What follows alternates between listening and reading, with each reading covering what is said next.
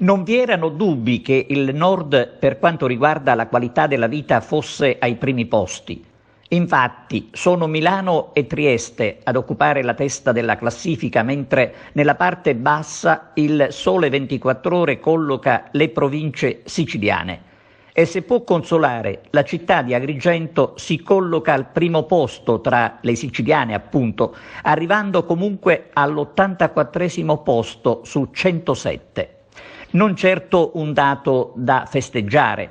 Agrigento è prima per qualità dell'aria e 107ª per qualità di vita degli anziani. Seguono le province di Ragusa ed Enna. Trapani è terzultima, precedendo Foggia e Crotone.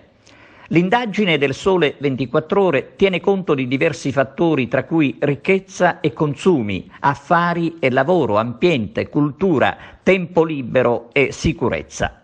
E in quanto a sicurezza non si può dire purtroppo che Agrigento sia un'isola felice, come la classifica testimonia.